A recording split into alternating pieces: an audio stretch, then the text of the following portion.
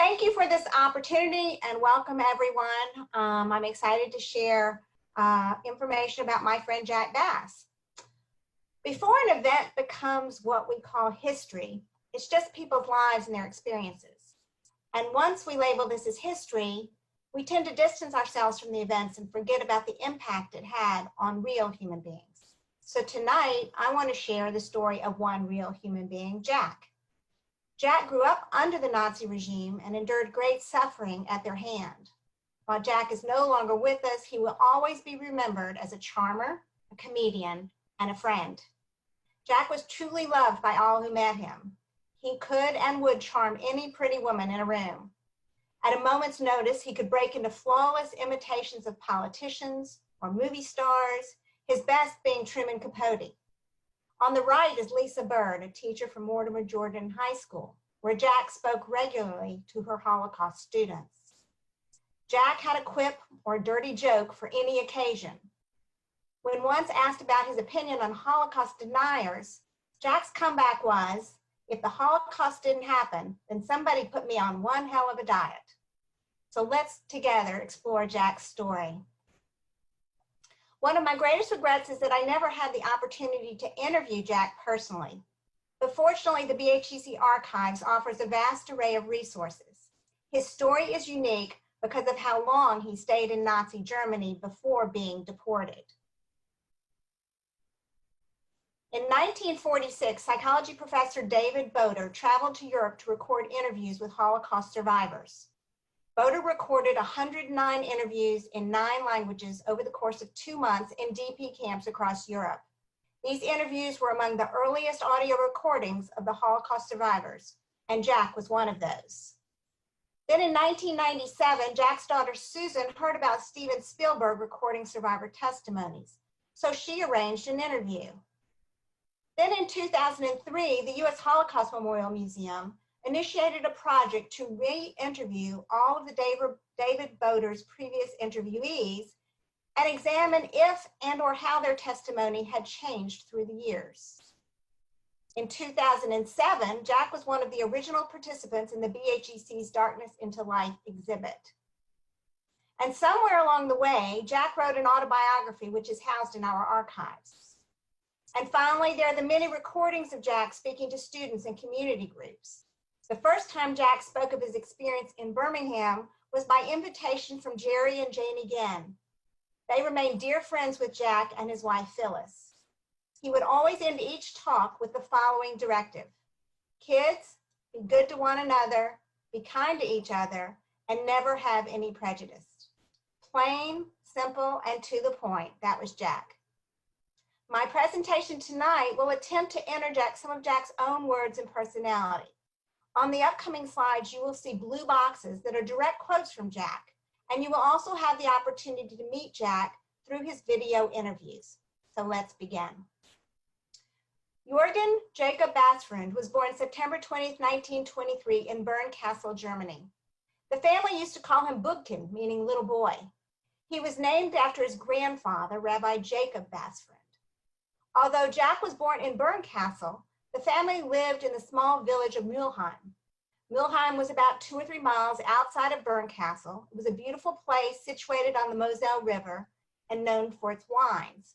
Jack would tell the story that when his mother gave birth to his older sister at home, she screamed so that she was ashamed to give birth at that house again.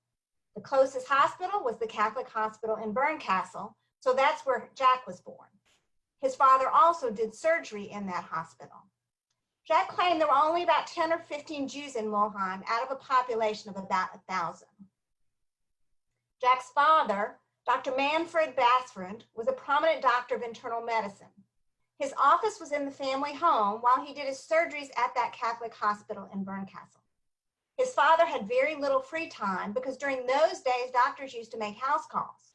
So Jack would say, "It wasn't like today when the only doctor that comes into the house is Dr. Pepper. In those days, my father was called out day and night. In fact, we had a telephone line going direct to the chauffeur's house, and if my father had to go somewhere, he would ring up, and the chauffeur would come and pick him up with the car and take him to see the patient." You see, Jack's father was just a terrible driver. Jack recalled his father as being loving and generous. He used to put chocolates on the children's night tables. He would listen to music with the kids and teach them about composition. Whenever Jack got a new suit, his dad would also buy one for the chauffeur's son. And he, like Jack, had a great sense of humor. Jack's father seldom took vacation, and it was usually his mother who would take the kids on vacation. Even before Hitler came to power, Jack recalled that his mother would always refer to the Jewish newspaper that listed hotels and restaurants that did not allow Jews. It was possibly put out by the Zentralverein, or Central Jewish Agency.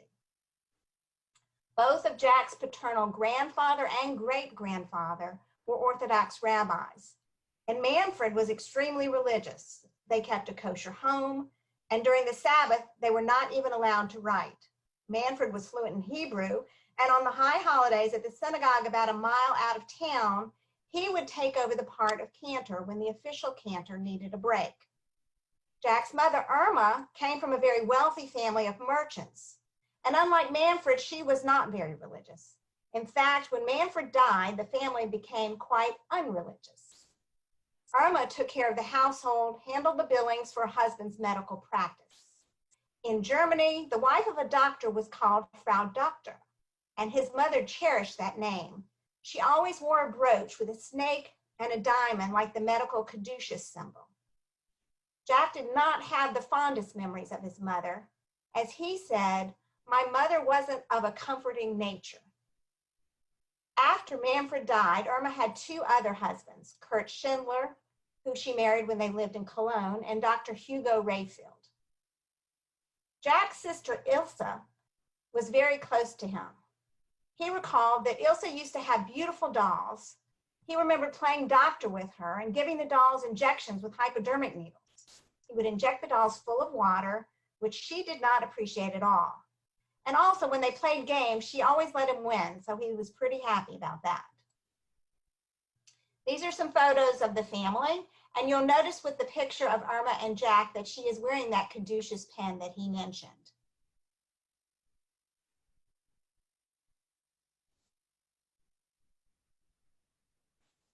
I wouldn't exactly say shy, but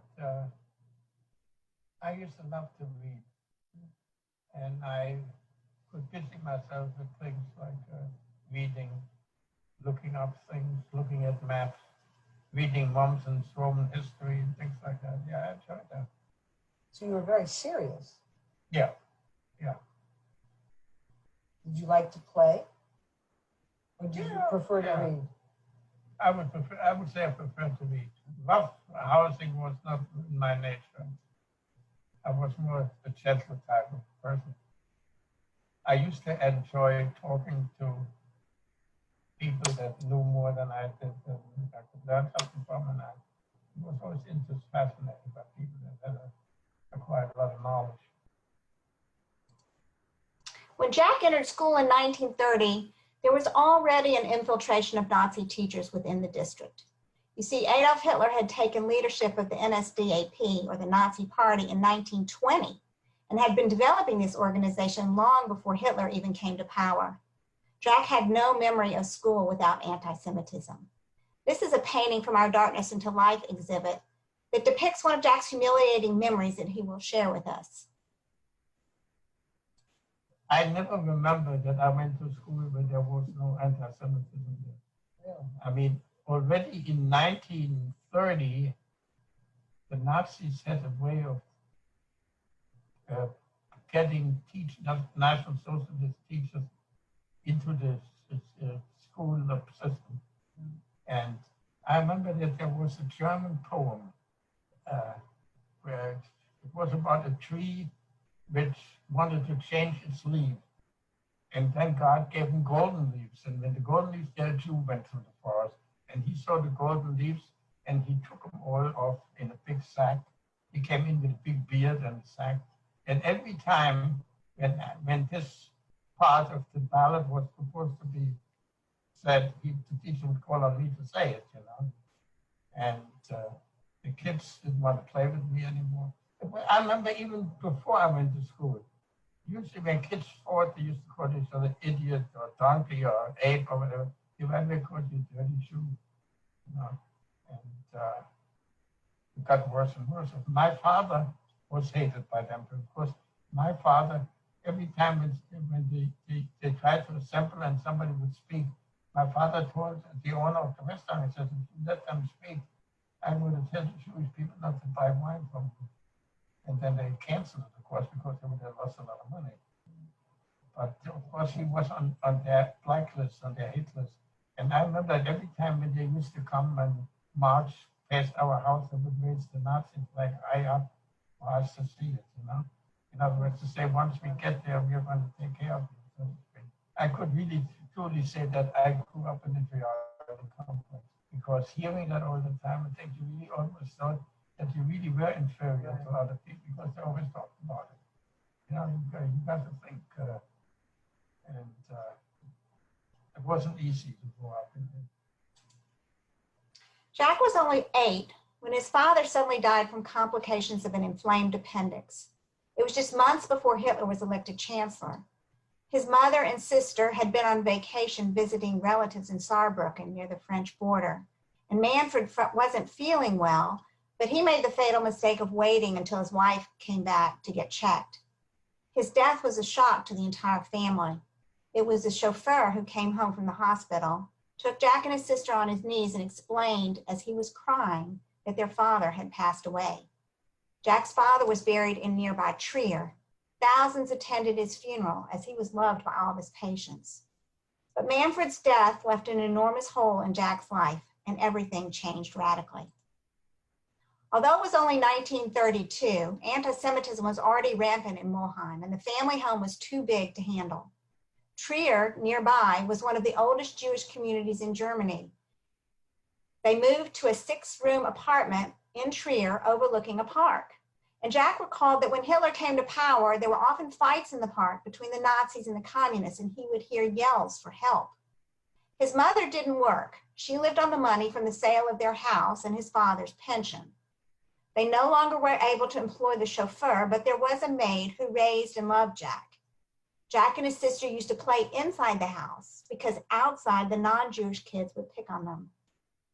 Jack remembered going to school, and there was always a guy standing in uniform selling Der Stürmer, the Nazi tabloid newspaper. He would be screaming out the headlines, "Jewess kills herself, buy Der Stürmer." He also recalled not being able to go to the swimming pool because Jews were not allowed in the swimming pool together with Aryans. In Trier, Jack first attended a Jewish school since the gymnasium would not take a child under 10. He didn't enjoy the rote repetition style of learning and found that even though he was in a Jewish school, many of the teachers were not Jewish and were anti-Semitic. After a year, he pleaded with his mother to send him to a different school. When he was 10, he transferred to the public gymnasium. Here, he was one of only a few kids in the school and the only Jewish boy in his class. He sat with the rest of the students, but they ignored him. The teacher used to come in the morning and raise his hand and say, "Heil Hitler." The kids had to respond, "Heil Hitler." But the Jews were not supposed to say this. So Jack was the only one standing and not saying anything. And Jack said, "I was red in the face, so he was embarrassed." Jack also recalled an art teacher, Mr. Graff, who asked the students to draw German people. One student asked if he could draw a Jew, and the teacher responded, "Jews are not Germans." Jack was ultimately forced to leave this school.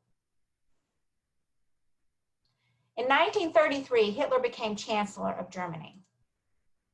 As acts against Jews increased and the family's resources were reduced, the family moved again to a larger city where they hoped Jews would be treated better. Cologne was bigger than Trier and the Jewish population was considerably larger, but the restrictions against the Jews continued to mount. You remember all the restrictions that came in each of these cities? The restrictions. You can't ride on the subway, you can't walk through the park. Of course. So what is it you remember?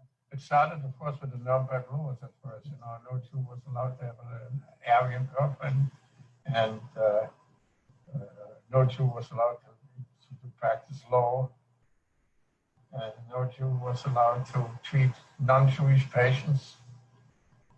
And then came already, some cities had already prohibited Jews to go to motion picture houses, like Magdeburg was one of them. They had signs made up like little metal shields at the door that said Jews not allowed. Restaurants weren't allowed Jews, many of them. I was once in a restaurant in Cologne with my mother and my sister. Well, I look very Jewish. My sister didn't listen, neither did my mother really. But they saw right away that we were Jews because they saw me. And the waiters came, first we waited for 15 or 20 minutes, and waiters finally came and said, we are not allowed to wait on Jews. Would you please leave? So we left, When you go to the restaurant to eat, that is it. And then in 1936, it eased a little bit due to the Olympic Games. There were many foreigners there. All of a sudden, there were no outrage in the street or something like that. But as soon as the Olympic Games were over, everything went back to normal. In fact, it got worse.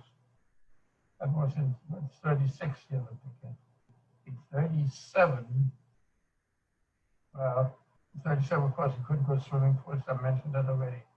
You were not allowed to go to movies anymore. And the Kulturbund used to show movies. In Cologne, Jack attended a Jewish gymnasium known as the Yavne for about a year. He got through the 4th grade. His sister Ilse also attended this school and later transferred to a Jewish school of domestic science. He hated this school too. This was a recurring theme with Jack. All of the teachers here were extremely religious, and Jack felt out of place. He described it as like a yeshiva. The curriculum concentrated on Hebrew, and Hebrew was not his forte. He wanted to study Latin because his intention was to become a doctor like his father.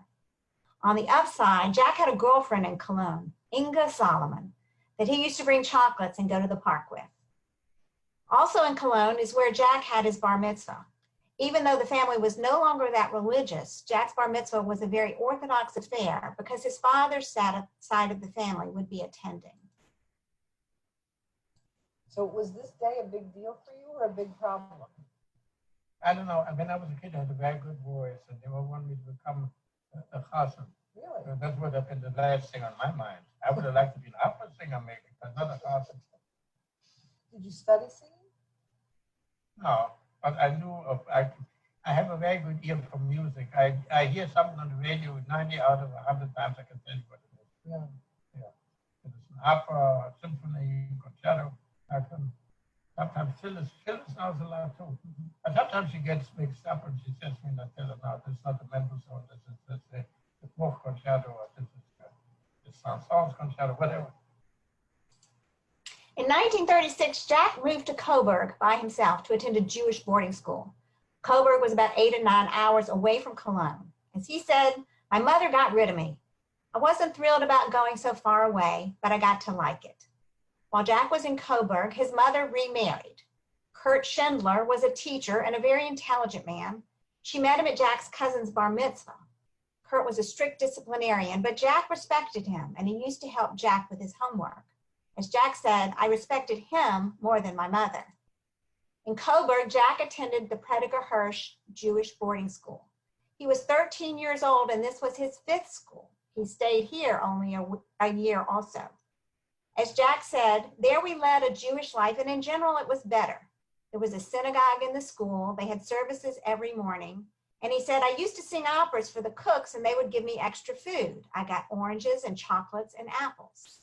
But it was very telling that when the students went into town on the weekends, they were instructed not to use Jewish words and to try to blend in as much as possible. As conditions worsened, the family moved again, this time to the western Berlin suburb of Charlottenburg. Berlin was a large city with the largest Jewish population in the country. The family lived in an apartment building at Sybilstrasse 6. Jack was 15, his sister was 17. Jack's stepfather, Kurt Schindler, took a job in a Jewish school. These Stolpersteine were laid in 2018, memorializing the occupants at Sybilstrasse 6. I think it's important to be aware that until 1941, Germany was pursuing a policy that encouraged Jews to leave. But with the ever-increasing immigration taxes making leaving more and more difficult, it wasn't so easy. And other countries were not rushing to open their doors to Jewish immigrants. When Hitler came to power in 1933, less than 1% of the population in Germany was Jewish. and 1/3 of those lived in Berlin. By the end of 1939, after the war had already started, there were still 202,000 Jews there. When it was decreed in October 1941 that immigration was forbidden, there were only 163,000 Jews like Jack that remained in Germany. In Berlin, Jack attended an ORT trade school. ORT stands for the Organization for Rehabilitation Through Training. It was a Jewish school. It was felt that if you were going to get out of the country, it would help to have a trade. This was an indicator that the family was already contemplating their exit. Jack took classes in woodworking and made furniture. He also took a course in photography offered by the Jewish community in Berlin. Even after Kristallnacht, the ORT school was allowed to continue almost unhindered until 1943. The main reason seemed to be that the Germans were interested in cultivating a group of skilled laborers with necessary skills. In his free time, Jack used to go kayaking in the nearby lakes, bicycling with friends, and listening to music. Berlin was also the headquarters of the much feared Gestapo. Jews ordered to report to Gestapo headquarters often committed suicide rather than submit to the torture at the hands of the Gestapo. Jewish women tended to do all of the shopping and errands because they were less likely than the men to be picked up by the Gestapo. Jack often rode the elevated train, and there were signs in German that said, "Beware of speaking openly because the enemy is listening." Somebody had scraped out the word enemy and written Gestapo. As Jack said, you know, it took courage for people to do that because you could never tell. There were eyes and ears all over the place, and you didn't even know about it. By 1938, there were already concentration camps in Germany, and everybody knew they were dangerous. Most of the prisoners at this time were political prisoners. Dachau had opened in 1933, Sachsenhausen in 36, and Buchenwald in 37. Jack's stepfather's brother was taken to Dachau. He was able to get released because he had a visa to emigrate to Shanghai. When he returned from Dachau and before leaving for Shanghai, he shared his stories of his internment. And so the reputation of the camps became public knowledge. Towards the beginning of 1939, Jack saw the anti-aircraft guns being put on the tops of buildings and coverings being placed on the streetlights so that they could be blacked out. War was imminent. Prior to Kristallnacht, Jack's stepfather, Kurt, had secured passage to the US with the hopes of getting immigration papers for the entire family. He arrived in New York on November 4th, 1938. Jack remembered his mother telling him that after Kristallnacht, she had told Kurt not to try to return because people were being arrested. Jack was never sure if that was truly the reason or if something else was going on between his mother and his stepfather. Jack never heard from Kurt again. Jack was still in the ORT school during the events of Kristallnacht. His recollections are few. The superintendent of their apartment in Charlottenburg rang their bell and told them not to walk in the street because people were out there to beat the Jews up. Jack said, "I remember the next morning not knowing about it, and I came outside and I just came to the corner and a German started or tried to beat me up, and I ran home. That's all I remember of Kristallnacht." And another time he said, "I saw a few stores, and at the Wilmersdorfer Strasse, I saw glass and things, but I really didn't see active destruction." And also, he said, "When I went by subway to school, I saw the big synagogue burned. The elevated train passed by there." In the months and years after Kristallnacht, further restrictions were imposed on the Jews. Jack and his mother tried to make a life as best as they could under increasingly difficult conditions, but the noose was tightening. This chart shows just some of the restrictions imposed in 1938 and 39, with those specifically mentioned by Jack in his testimonies highlighted in red. The Kulturbund was a performing arts ensemble by and for Jews, created in Berlin in collaboration with the National Socialist regime. There were satellite groups across Germany. The Kulturbund was formed in response to the November 1930 edict that you see here. This was the only cultural outlet that was open for Jews, and for Jack, this was an important part of his life. The Kulturbund was officially dissolved in September of 1941. In September of 1939, Jews had their radios confiscated. Jack recalled his mom sending him to the police station to surrender their radio. They had always been afraid that the Gestapo somehow listened in on them via their radios. Jews were conscripted to forced labor battalions as early as February of 1939. Yet somehow Jack and his mother were not conscripted for another 2 years. As I had mentioned earlier, Irma was looking ahead and trying to navigate the best possible options for her family. She had written to a children's hospital in Newcastle upon Tyne in England, hoping to find Ilsa a job and get her out of the country. She was accepted and left in July of 1939. The day Ilsa left, the station and trains were so crowded with Wehrmacht soldiers in preparation for war. It was so crowded, in fact, that they had to lift Ilsa through the window in order to get her on the train. Jack wouldn't see his sister face to face until years after the war. This was very difficult for Jack, as he and his sister were close. An estimated 20,000 German and Austrians, mostly women, mostly Jewish, took advantage of these domestic service visas being issued by the British government in the late 1930s in order to escape Nazi Germany. This number is almost double the number saved by the Kindertransport, but their story has largely been forgotten. For Jack, he maintained that he wasn't old enough to get work papers like his sister, and yet he was too old to be part of the Kindertransport. But in fact, the Kindertransport was open to children under the age of 17, and Jack would have only been 16 in September of 1939. He said that he came very close to coming to the United States, that there was somebody from a Jewish organization who sent him papers, but there was a long waiting list of people trying to get visas. And by the time his visa came up, the war with the United States had already started and he was no longer able to leave Germany. As for Irma, she was also negotiating trying to get to England as a maid to the family of an English doctor, but that never materialized. Is this difficult for you to separate from your sister? Yeah, I missed them. My sister and I were very, very close. When my sister used to go on a date, I used to hide it from my mother. And I used to tell her I went to the movies or something. Or my sister gave me money to go to the movies. Right. And I missed my sister a lot. I still call her today every week. On September the 1st, 1939, Germany invaded Poland and World War II began.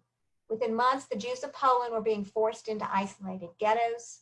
And with no radio communication, Jack's knowledge of the events occurring in the East were very limited. Jack said that by 1940, everything got tighter and more difficult. All we could do was go to work and come home. Jews would simply disappear. You never knew if you were going to be next. Food rationing was imposed on everyone, and the Jews had it the worst. Jewish ration cards were printed with a red letter J on every stamp, and they were only able to purchase food between 4 and 5 p.m. after the selection had been picked over. Jack was a growing boy and quite often hungry.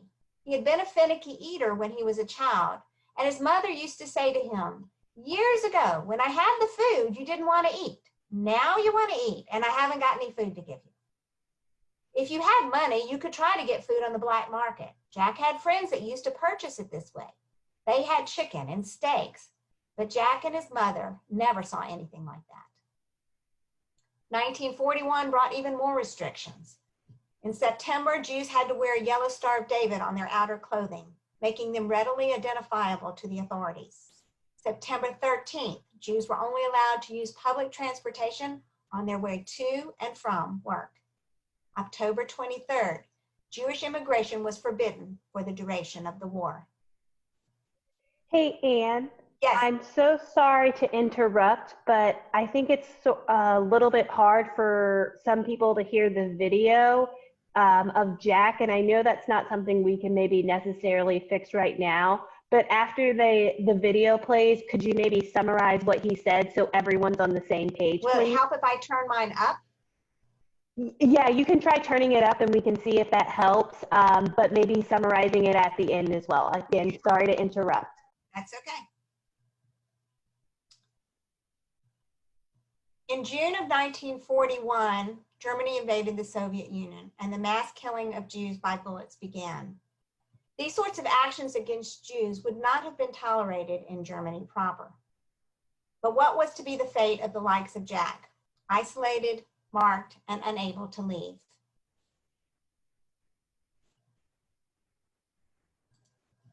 Do you remember what you were thinking at the time? Did you think at some point this will stop and you just had this Jewish community? You did. I didn't think it would stop, but nobody would have thought it would end like that, you know. I mean, we thought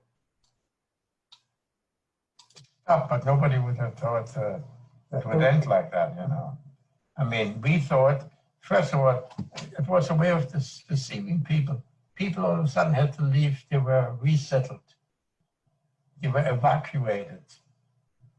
They had working permits to work and live free in Riga, in Poland, you know, and after the war started.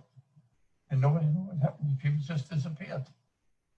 And we never heard of, never heard because we didn't bother, we never heard of men during the war. You didn't hear of people anyway, because foreign countries, you know, they were occupied countries. You wouldn't dare to write to a country like that to find out, you know, they would have thought you were a spy. In fact, before I left the concentration, we all had to sign a paper that we had to leave Germany on account of espionage activity or something like that. So Joni has told me that everybody can hear better, so let her know if that's not the case. Although forced labor had started in February of 1939, it was not until 1941 that the German Labor Department assigned Jack and his mother to compulsory labor. You had no choice. If you tried to avoid work, it was considered sabotage and you could be arrested. Jack and his mother were assigned to the Paul Klopfer leather factory, where they hand-sewed leather ammunition belts. There was no training, you just watched others and learned. As Jack said, he was quite good at it, and sometimes he even got to make the samples for the Wehrmacht. There were Jews and Gentiles working there, but in separate rooms. The Jews had a Gentile supervisor. According to Jack, the supervisors were decent as long as you did their work, but they were paid only minimally. Jack and his mother would take public transportation to and from work. They were not allowed to sit on the tram. They had to stand and hold the strap. They still lived in their same apartment, but now they were confined to only 2 of the 6 rooms. Other people occupied the remainder of the apartment. Jack worked here about a year. I'm not exactly sure whether Jack met Ellen Wolf while working at the leather factory or at his next job in the paint factory. Here lies the difficulty with conflicting testimonies, but it really doesn't matter for the crux of this story. So for the sake of this presentation, we will go on the assumption that Jack met Ellen at the leather factory. As Jack says, this was a serious relationship. On the way to work, Ellen used to meet up with him at one of the train stations and they would travel to work together. Jack used to walk 2 hours from his house to Ellen's to visit because of course they couldn't take the train. She would do the same. They also used to meet at one of Ellen's friends' house for parties where they danced to records. Ellen came from a broken home. Her parents were divorced and her father could not take care of her. Her mother had a boyfriend, and when they immigrated to Shanghai, they left Ellen in a Jewish orphanage in Berlin. She used to tell Jack how she hated her mother, that her mother left her in that orphanage to die. Ellen was 17 years old when the SS cleared out the orphanage and deported all of its inhabitants. Ellen and the others were murdered in the gas chamber at Auschwitz upon arrival. At the Birmingham Community Yom HaShoah program in 2005, Jack was asked to tell his story. Instead of telling his own story, he chose to remember Ellen with these words. Ellen Wolf came from a broken home and lived in the Jewish orphanage in Berlin. We met at forced labor in a factory. Here he says the paint factory. She was 17 years old when the SS cleared out the home. Ellen and all the other inhabitants died in the gas chamber at Auschwitz upon arrival. Nobody remembers 17-year-old Ellen anymore, and I would like to take this opportunity to remember her and all the other victims of these horrible times tonight. In this way, I keep Ellen alive in my heart. I am a survivor. By now, Jack was almost 18 years old. He was transferred to the Wernicke-Bonn airplane factory, located in a suburb of Berlin. He worked in the shipping department, loading and unloading paint barrels from trucks. The work was hard, but he was young and he was able to do it. His supervisor was very anti-Semitic. When we weren't working at the level he thought we should, or didn't return for the toilets quickly enough, he reported that employee to the Gestapo, said Jack. That employee was never heard from again. The supervisor also didn't like it when Ellen would come by after work to travel home with Jack. While working here, Jack developed an inflamed appendix and had to go to the hospital. He was not allowed to go to the nearby German hospital, so he took the train to the other side of Berlin to the Jewish hospital. With every bump, he felt like his insides were falling out. He had surgery and was hospitalized for about 4 days. The hospital had 2 annexes, an old age home and the orphanage where Ellen lived. Ellen was able to visit Jack during his hospital stay. Despite the pain, Jack reported back to work within a week. He did all the heavy lifting, but he worried that his stitches would rupture. Because the supervisor thought Jack wasn't working fast enough, Jack was transferred to a railroad freight yard. As Jack said, it was dangerous not to have a job, and I was lucky. The railroad needed people. At the Stettner Bahnhof freight yard, Jack unloaded potatoes. Even though he was very hungry, he knew that taking any of the food supplies carried the death penalty. While working there, he saw Russian POWs coming through on the trains. As he said, they were in terrible condition. Their legs looked like pipes. But somehow, Jack managed to smuggle some of that incoming food to those Russian prisoners. He was later transferred to the Anhalter Bahnhof station in Berlin, where he loaded and unloaded freight cars filled with airplane propellers, ammunition, and even coffins. The following is an example of one of the random acts of kindness that Jack recalled. He describes the actions of his supervisor. And I remember one day just before Christmas, he told me, he says to me, Jack, Jürgen, whatever, come to my office. I have a piece of furniture to move. And I went in. He says, I moved the cord your way. You don't get anything to eat. He gave me a piece of cake and a sandwich. He says, I haven't got much to give for Christmas because we don't get anything. But he said, what they do to you is awful. And he gave me the sandwich and he gave me the piece of cake.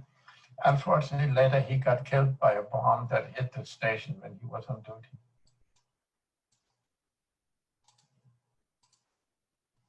Between March 1942 and August 1943, the Operation Reinhard camps of Belgisch, Sobibor, and Treblinka murdered over 1.5 million Jews. The industrial mass killing had begun.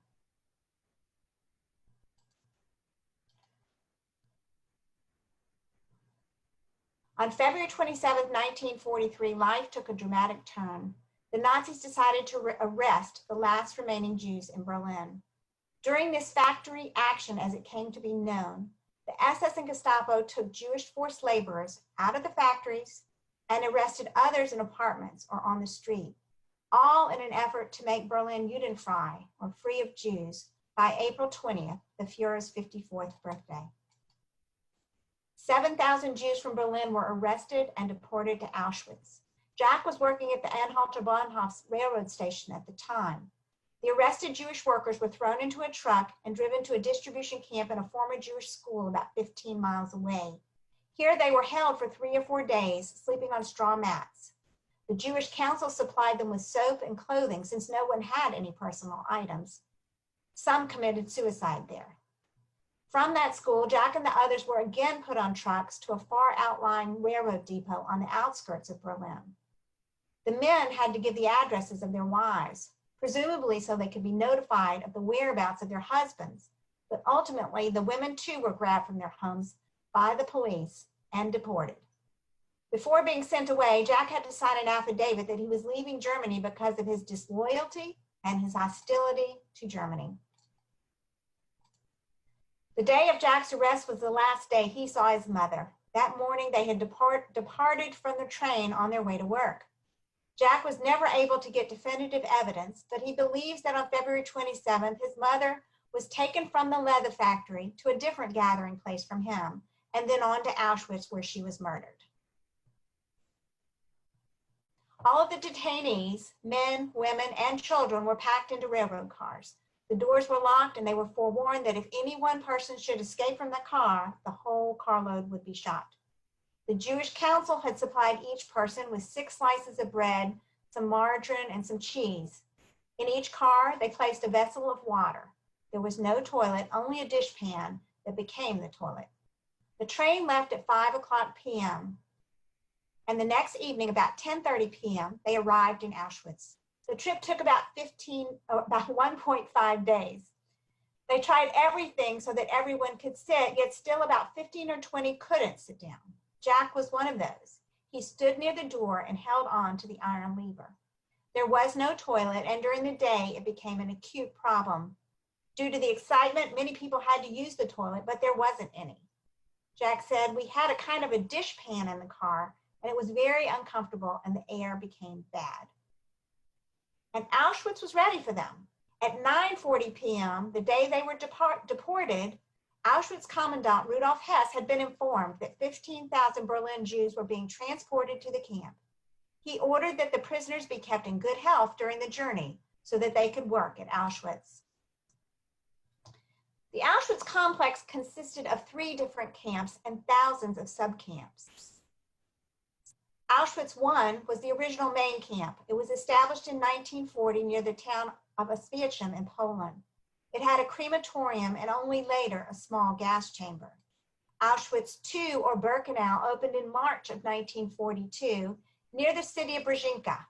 Its larger gas chambers and crematoriums only became operational in the spring of 1943, just in time for Jack's transport. Jack's train would have stopped at this blue area between Auschwitz I and Birkenau. Those selected for extermination would have had to march into the camp of Birkenau. A newer railroad spur was built directly into Birkenau in May of 1944 for more convenient delivery of prisoners. This was the one we are most familiar with. The older ramp in blue became known as the Alte Judenrampe.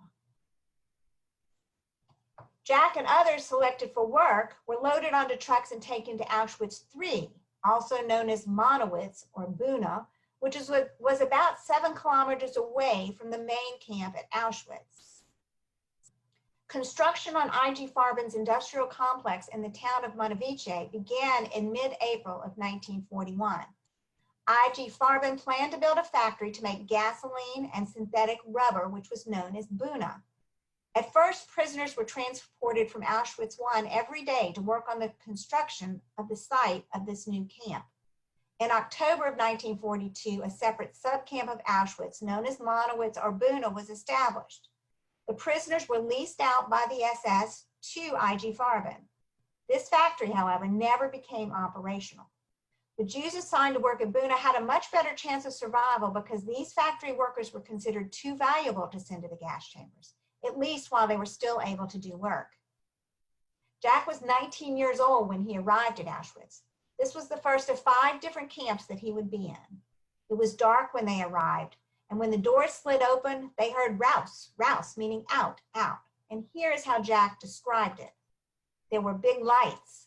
We were driven out of the cars by SS men, who in addition to their firearms were armed with walking sticks, and they just started clubbing us. The men were compelled to go over to one side.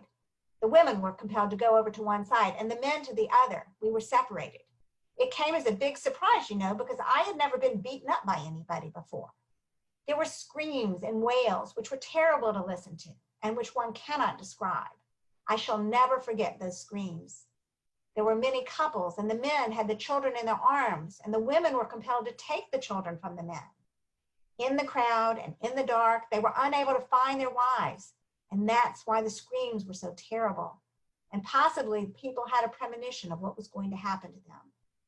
I was among the men, and an SS man asked me whether I was in good health, and I replied, yes. So he told me that I must go to the other side.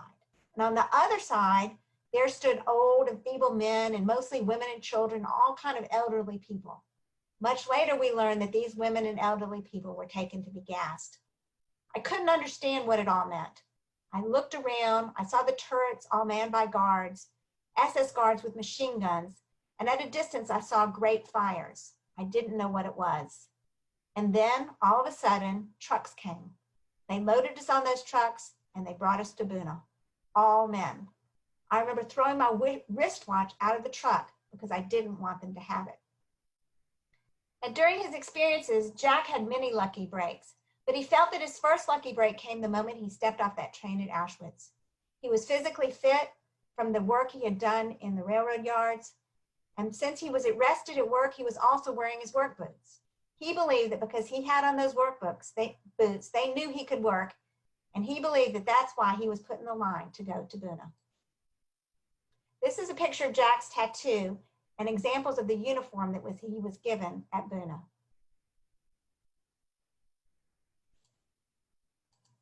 We had to go to the bathhouse and they shaved us. And then we had to take a cold shower and then they put some kind of a kerosene on our bodies. I guess to prevent lice. They had them anyway there, but it was a procedure. And then we had to And they shaved your whole body, Yeah. not just your hair. Yes. Yeah, and then we had to go to be tattooed. So I was standing there and waiting, and I fell asleep because it was already the third day that I was standing on my feet. You fell asleep standing up while waiting? Or you sat down? No, I stood up.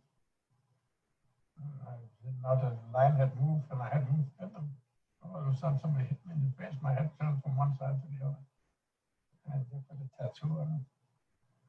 Do you remember them putting the Yeah, tattoo? 106377. What is it? 106377. Did it hurt? Yeah, it hurt. But I didn't feel it that much because you were so shocked, in a state of shock, almost. But you could feel it was bleeding too, the blood came out with the ink together. There were some people that got sick from it, they got infections from it.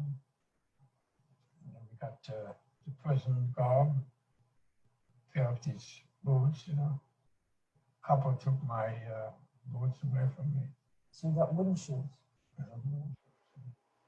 And these wooden shoes, they were one size, there were no such thing as different sizes. And they were very hard to wear because they rubbed, they rubbed and used to get all kinds of infections on the boot that got picked by an assessment, and they used to have these nails under the shoes, and it started right away. You tore off a piece of flesh and it started to bleed. You can't do nothing about it, and so I got a paper bandages for the prisoners. As long as the supply lasted, and I put it around it, and I went to work, and I put my socks on, and then at night, the thing was stuck. My sock was stuck to the open wound. You had to tear it off, so it never really healed. It took festered for months and months and months. I was lucky. A lot of people died from it. They got infections and they had to take foot off and all kinds of things. The barracks at Buna had windows and were heated in the winter. The bunk consisted of a straw mattress and a thin wedge pillow and a thin blanket. There was a military-like inspection of the bunks every morning, and if anything wasn't in perfect order, that meant that after work they were going out for what was known as sport. Sport consisted of carrying a very long ladder. Each person had to take one of the sprockets on his shoulder, and they had to run around the whole camp area and sing. And they had to say, "We are supposed to be clean. We're supposed to make our beds right." And that went on for however long the capo felt like. This was one of the better punishments. In the mornings, there were 2 slices of so-called bread. As Jack said, you had to eat it fast because if you didn't, someone would steal it. Anybody who stole bread and got caught would be hanged. For lunch, there was about a liter of soup. And Jack said that everything that was left over when they cooked for the SS and all the other leaves that were rotten, from this, they made our soup. There was nothing at night. There were 1 or 2 SS men who were nice to Jack. For whatever reason, they would help him get food on the side. At regular intervals, doctors from Birkenau would come visit the camp and select the weak and the sick for the gas chambers. There was a high death rate among the prisoners in the Buna camp because the factory management maintained a brutal work schedule. The very first day Jack arrived at Buna, they were marched to this place that was full of cement bags. There was a small miniature railroad track with lorries on it. Someone put a cement bag on your back and you had to run over to the other end and put it there. And then you had to run back and get the second one. Jack said you had to work without stopping, even if somebody's pants would slide down. There was always a capo who would beat you with an iron rod as soon as one would make an attempt to rest. The people just couldn't keep up. Some even died, Jack said. I kept up as long as I could, you know. When I came back into the camp at night, I thought I would die of exhaustion. Jack also described carrying these long metal rods that were so long that it took 20 to 25 prisoners to carry them. And if you were going up a hill, the lower man had all the weight, and he described it as agony. Well, it wasn't long before Jack became sick with dysentery. The unfiltered water and unsanitary conditions all contributed to his illness. He volunteered to go on a sick transport to the main camp at Auschwitz, which was a risky undertaking. A car brought him and a few other prisoners to the main camp's sick bay, the Krankenbau. They were told that they should try to get out of there as quick as possible so they would not end up in the gas chambers. At the Krankenbau, the SS doctor appeared and said, "You don't look bad." And Jack said, "Nope, I feel good. I'd like to go to work." And the doctor said, "Then get the hell out of here and go to block 18. So he got out of there as soon as he could. When you got into a new camp, Jack described how life had to be completely reoriented. You had to get the lay of the land, so to speak. You had to know where not to go, where not to stand, etc. Because the camp was much smaller than Buna, Jack learned the lay of the land at Auschwitz quickly. He said, when you first get there, you're like a lightning rod. They hit you left and right, and you don't know what to do.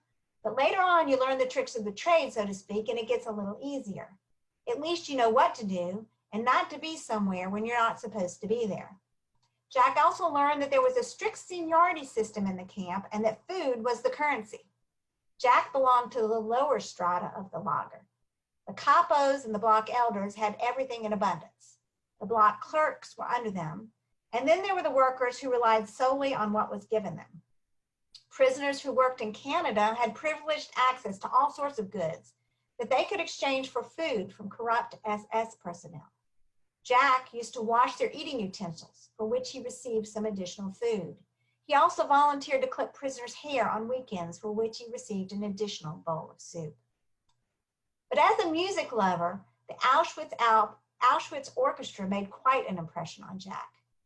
He said that where the orchestra was playing, the same place the next day they would hang all the people or beat them up. It was right in front of the kitchen. The orchestra also used to play when we used to go out to work. If it was in the summer, they would play outside. If it was in the winter or it was raining, they would play inside and they would open the windows in that room. So when they went out, they were playing marches. And then when they came back in with their dead, they usually had waltzes. He said it was just ridiculous. There were selections about every 4 or 5 weeks, sometimes even more often. It all depended on the demand for prisoners in the camp. Jack described it this way. The camp would shut down completely. Nobody went to work. You had to undress with your shoes in your hand. You would march by the SS officers. If they saw somebody that he thought was not able to work, they would pull him by the neck over to the side, take his number, and he had to stand there. As you walk through, it was like Russian roulette. You die 1,000 deaths because you know what's happening there. And I used to take a deep breath, puff my chest out, whatever was left of it. I ran through it. I was lucky. When I was on the other side, I thought I'm a free man again. Jack had many jobs at Auschwitz. His first job was to prepare the hair from women who had been gassed in Birkenau for shipment to Germany. Physically, it was an easy job and there were fewer beatings than in Buna, but he didn't stay there very long. He moved on to digging ditches for drainage pipes. Because you were more stationary in one position with this work, the beatings by the capo didn't seem to stop. Later, Jack had the night shift at a fishery. And then, it was probably the winter of 1944 when Jack applied and was accepted to work the night shift in the woodworking factory. The 3-story factory was about 1.5 miles outside the camp. This was a coveted position because the work was inside and the capo actually showed some compassion. They made beds for the SS. The discarded wood shavings were used to fuel the pits to burn the Jews. He and his co-workers used to go up to the 3rd floor where there was a window facing Birkenau. At night, you could see the flames from the crematorium chimneys, and it stank, a horrible smell as he described it. It smelled as if you had put a steak on the fire and it started burning. The ashes from the crematoriums would rain down on their heads, even though they were about a mile from the camp.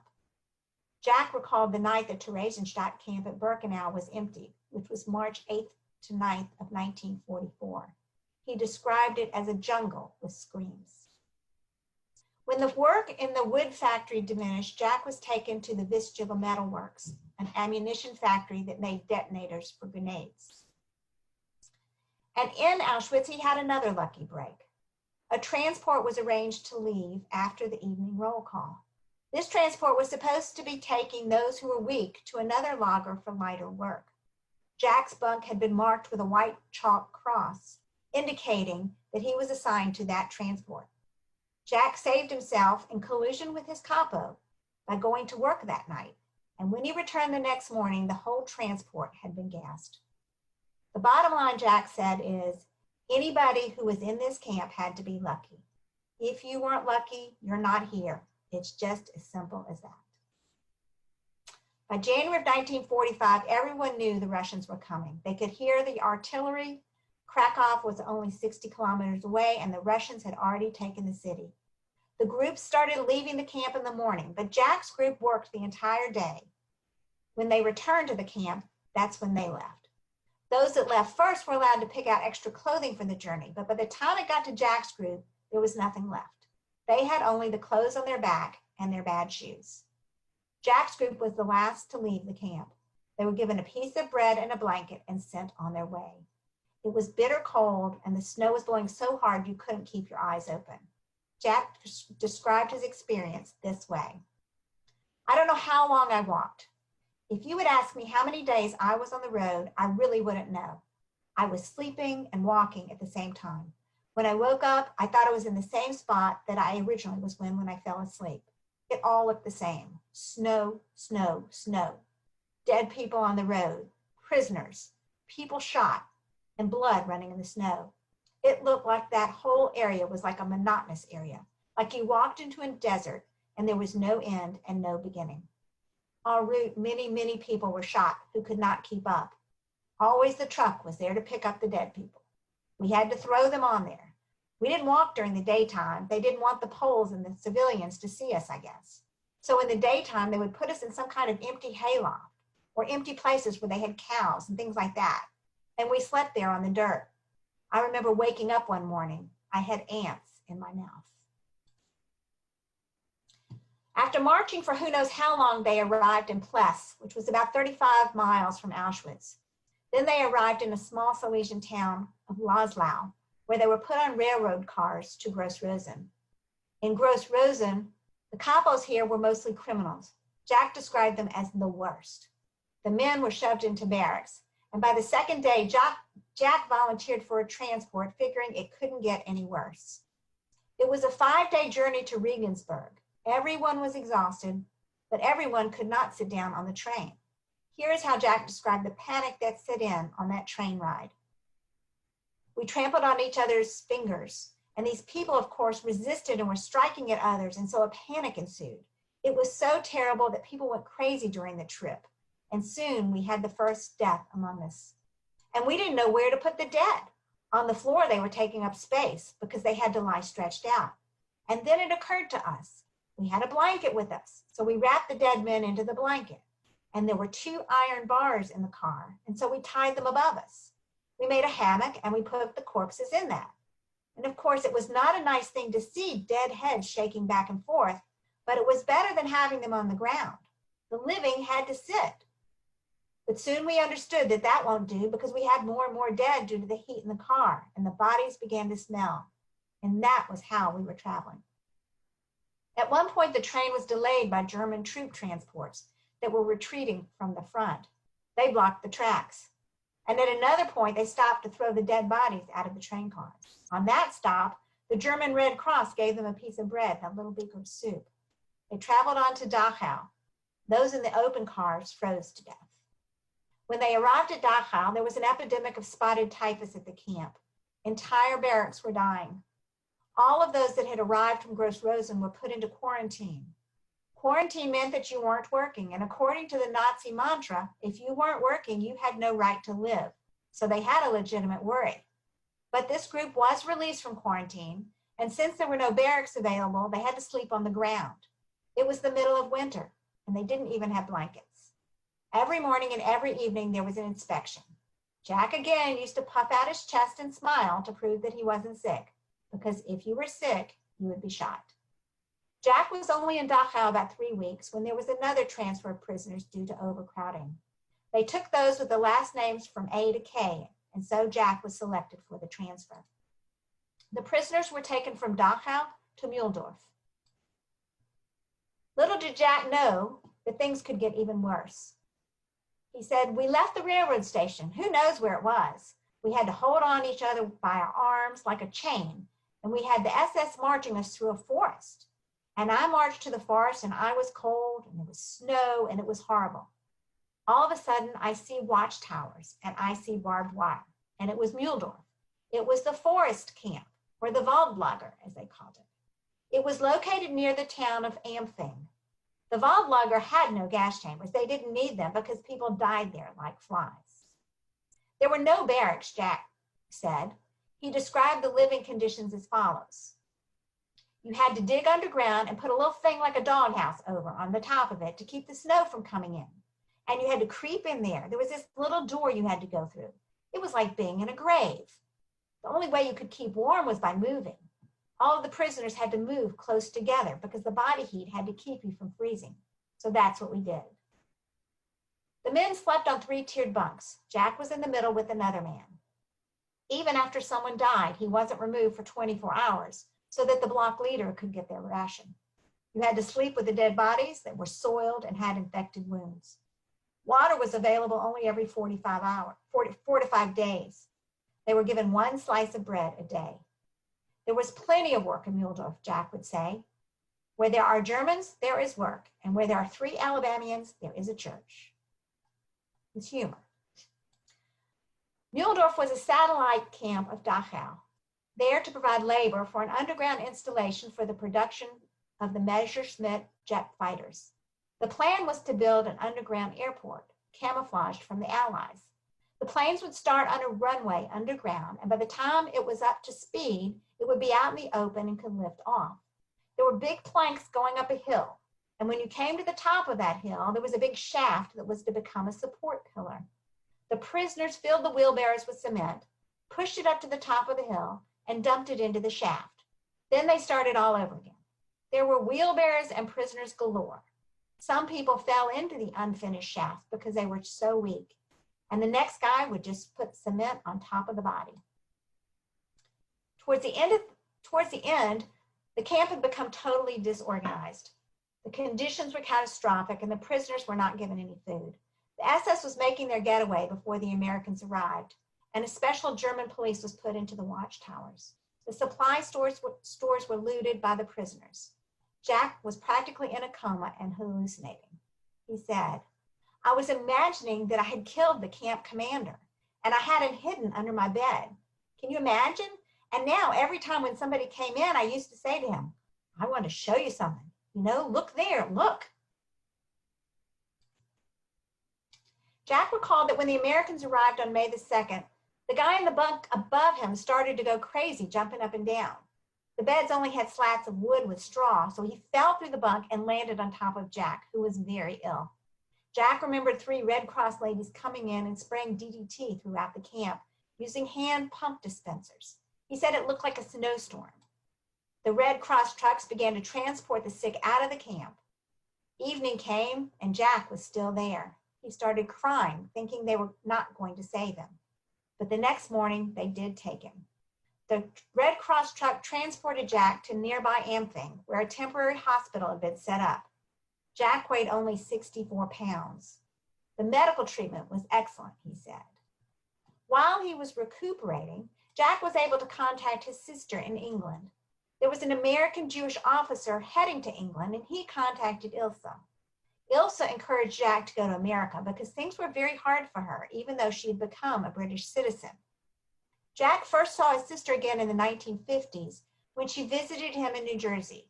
She later moved to Huntington Beach, California in the mid-70s to be with her only daughter.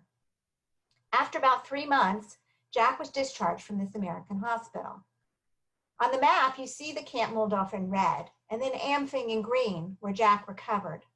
Upon leaving the hospital in Ampfing, Jack went to Munich, and from Munich he tried to get to home in Berlin.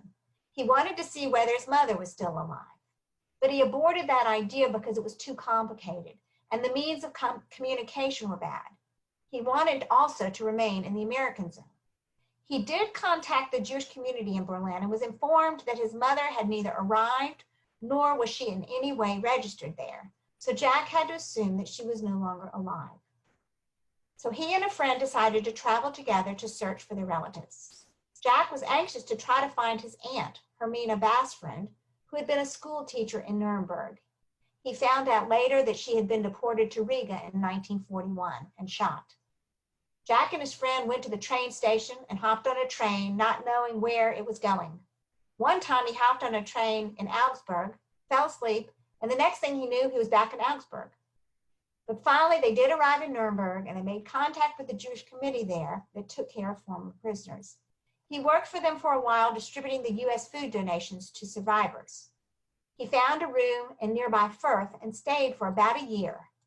In Fürth, there was a teacher who worked at the courthouse in Nuremberg. He managed to find time in the evening to teach Jack and his friend English. Jack took a job as an assistant movie projectionist in a motion picture house.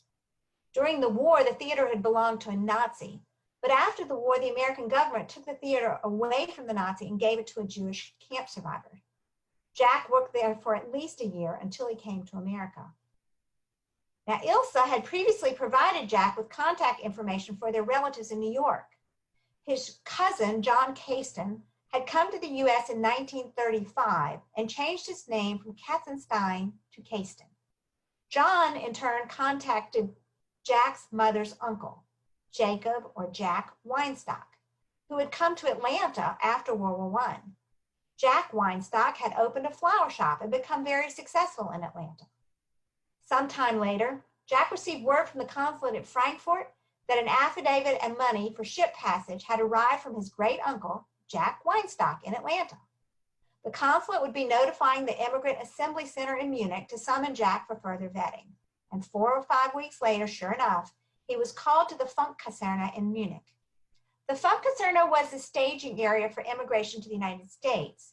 Here, Jack went through physical examinations and filled out all kinds of paperwork. During this time, he resided at the Funkkaserne. It was in Munich that Jack was interviewed by Dr. David Boder. After all the red tape was completed, the Americans took Jack to Bremen to catch a ship. But unfortunately, a shipping strike in the U.S. had just started and would last another 6 or 7 months. There was nothing to do but wait, so Jack worked on his English. One day, when Jack was at the movies, a friend came in to get him and told him that he would be leaving for the U.S. tomorrow. The strike was over and his ship was ready to depart. Jack left Bremen, Germany on December 1st, 1946, on the SS Ernie Pyle, a refurbished Army transport vessel. It was a stormy 12-day crossing, and Jack got terribly sick. Of the crossing, he had this to say: "I could really truly say that I made the crossing by rail because I was always throwing up." Jack arrived in New York on December 13th, 1946, with $9 to his name. He had started the voyage with $10, but along the way, he bought a carton of Camel cigarettes on the ship for $1. Jack's first cousin, John Casten, met him at the boat. It was John that suggested that Jack shorten his name to Jack Bass. John was an executive with the Jewish Telegraphic Agency, and he got Jack a job in the mailroom at the JTA. After only 2 or 3 days, Jack had a job, he got himself a room in a woman's apartment, and he started to work. He also worked on his high school equivalency degree. Jack loved New York City. He enjoyed listening to the many classical radio stations and attended concert at Lewiston Stadium. He later worked in a factory that made baby sterilizer, and then at a place in Brooklyn that developed film. In 1947, Jack joined the National Guard. They drilled and trained at the armory located where the Metropolitan Opera now stands. He was sent to Cape Cod to Camp Edwards and spent a year there. When Jack returned from the National Guard, he met and married his first wife, Harriet Seidel, whom he'd met through a friend. Together, they lived in the Bronx, and Jack worked for a diaper company taking pictures. Harry and Jack had 2 daughters, Irma and Susan. And Irma is with us tonight. I haven't had a chance to see if Susan is with us. Jack's daughter, Irma, remembered how hard her father worked as a studio photographer. She said he worked 6 days a week, but on the 7th, he always took us somewhere and did something with us. In 1952, Jack became a naturalized citizen. Jack and Harriet eventually moved to Brooklyn. There, Jack got a job in a shipyard where he was injured on the job. Something crushed his leg, and he was out of work for a year. Harriet supported the young family, and after his recovery, he continued to work in hard labor jobs. After 26 years of marriage, Jack and Harriet divorced. Harriet moved to Florida with the girls and remarried. Jack remarried in the late 70s, this time to Vivian Ryan. He was living in Jackson, New Jersey at the time and working as a security guard. Vivian was a divorcee with 4 children of her own, so she and Jack never had children, but they too divorced after 7 years. Jack used to say that he wasn't the kind of Jewish person that people often thought of. He didn't have a knack for making money, that if he got into the cemetery business, people would quit dying. He just never could find the kind of work that would make him rich. Jack met Phyllis Sherman while he was teaching a music appreciation class in New Jersey. He was well known in music circles and had a byline in a New Jersey newspaper. Phyllis was his student, and it was love at first sight. Jack and Phyllis married in a civil ceremony on April 15, 1994. He often referred to Phyllis as his wifette because of her petite stature. Tired of the cold New Jersey winters and wanting to retire and be closer to family, Phyllis and Jack moved to Adamsville, Alabama in 1994. Phyllis had a cousin in Birmingham, and Jack's daughter, Susan Whalen, also lived here. Phyllis and Jack drove down and found a trailer on the way. A trailer offered them the flexibility in case they didn't like the South. They found a nice trailer park in Adamsville that became their home. One room consisted entirely of their vast music collection. Jack of blessed memory passed away on May 3rd, 2010, at the age of 86. Jack was my friend, and I'm honored to be able to continue to tell his story as he would have wanted. It is from these personal stories that we were able to appreciate and understand what others simply call history.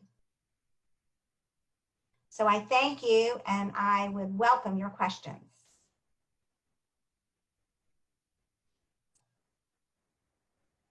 Fantastic. Thank you so much, Anne. That was wonderful. If you would like to stop sharing your screen just so that we can see everybody a little bit more, that would be great. Stop sharing. And so for everyone, if you would like to ask a question, you can either put it in the chat or raise your hand using the hand raise feature. And I'll get to you, and then I'll let you know when you're unmuted. So Irma, I see that you're unmuted, so if you want to go ahead and say something, that would be great. And again, Irma is Jack's daughter. I just wanted to, again, thank you so much for inviting me. It was wonderful. I'm speechless. It was wonderful. Thank you. Oh, thank you.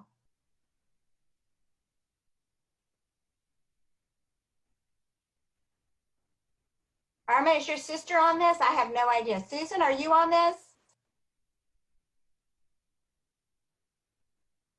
No, Susan?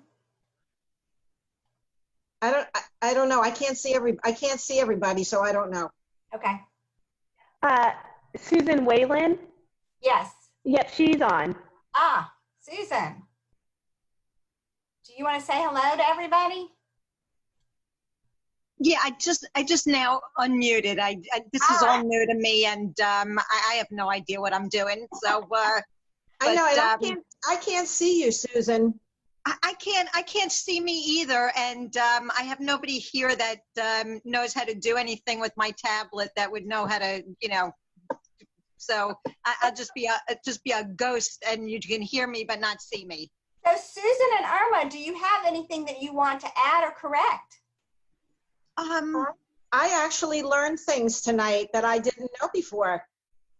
I did too. Because, he didn't speak a lot of it when we were growing up. It wasn't until like we were in high school, and then he came to our, high school history classes to give a talk, and but it never really was talked about at home.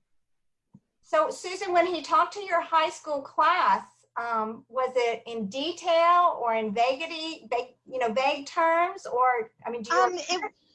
It was pretty vague. I think he didn't really want to go into a lot of detail for high school kids. I think that when we were younger, he had sort of stock stories about the war that he would tell, but they were limited and it was not spoken of in our house. Well, Susan, I know you were there when he did the Spielberg interview. Yes. So you heard a lot then. He also did another one for some university in Illinois, University of Illinois, or some. The Institute of Technology, Illinois Institute of Technology. Yeah, that's right. Yeah. That's when they flew him to Virginia when Kenny and I went down to Washington and met up with him, right? Yeah. But they did the interview with him before the Spielberg one, because they contacted me, and I know what it was. I had Googled Jack Bass, and I came up with the boater thing. And then when I clicked on that, somehow they got a hold of it, and they contacted me and said, "Oh, would your father be interested in telling his story and be recorded?" And I was like, I don't know. I have to ask him. And then that started, and then the Spielberg thing, and then it went from there. Interesting. Well, in listening and studying these tapes, there's a big difference between his testimony in 1946 and then when he did the the museum testimony many years later. As I said, some of the information changed a little bit, and you could see that by the time the U.S. Holocaust Memorial Museum spoke with him, there's a lot of historical knowledge that's thrown in versus his own personal stories. That boater interview was so raw and new. It's a real treasure. Yeah, it's on copper recording in the Library of Congress. Right. And I had hoped his autobiography would have been more personal, but it really wasn't. It was mostly, he wanted to teach us the history. Yeah, he was big on history. Yeah, he read a lot. And that's very common with survivors, because when they are going through this, they do not understand what's happening. So after the fact, they try to gather as much information as they can to make sense of the events that they know is only their life, and try to put things together and why this happened at this time and why this happened at this time. So you see that a lot with survivors. And Anne, Andrea has a question for you. So Andrea, if you would like to go ahead and unmute. Sure. Hey, Anne, thanks for Hi. sharing this great story of Jack. I was just wondering, I maybe have missed it because I logged on late, but I was wondering how you had the pleasure of knowing Jack or getting his story and having the pleasure of giving this to us tonight. So when Jack moved to Adamsville, he, like I said, he actually, it was the Glens who were the first ones that asked him to speak. And I think they lived near him in Adamsville. And so I think that, this was way before even I got started with the BHEC. But eventually the BHEC knew that there was this survivor in Adamsville and that he was willing to speak. And so he became a speaker for the Birmingham Holocaust Education Center. And he traveled all over the place. He had a pretty old car, and he would go everywhere, and little Phyllis would be right at his side. And, he traveled all over the state, and he would talk to anybody, and everybody was his friend. And, he was retired, so this became his life.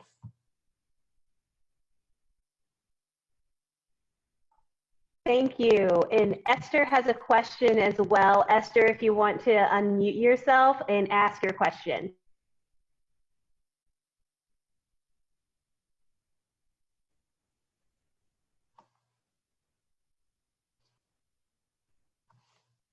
I don't hear you, Esther. Esther, I don't hear you. Okay, well, maybe Esther's just having some technical difficulties, but I have her question in the chat. Okay. And so her question was, wasn't Jack a musician? Can you tell us about that? You know, we have that picture of him playing the violin as a child. I don't know that he played an instrument. Susan or Irma, can you address that? No, he didn't play an instrument. He did not. So I guess the violin lessons did not continue. I don't think so. Yeah, he just loved music. And as he said, he had a really good ear.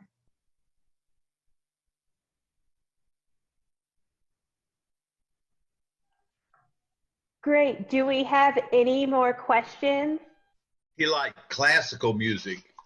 I mean, he had albums and albums and albums of classical music that he listened to all the time. And opera. And opera, yes. Right. Susan and I both went to many concerts with him in New York over the years. Yeah, he regularly attended concerts here in Birmingham too. He liked lady opera singers. I'm sure he did. He liked ladies in any way, shape, or form.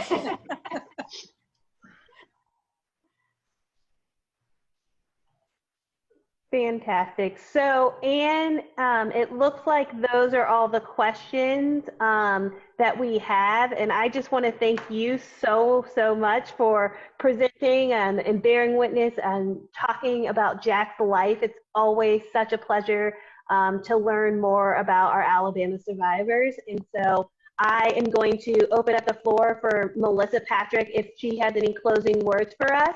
And Anne, thank you again so very much. And thank you everyone who attended tonight's Bearing Witness. And we appreciate your continued support of all of our programs. Thank you so much, Anne.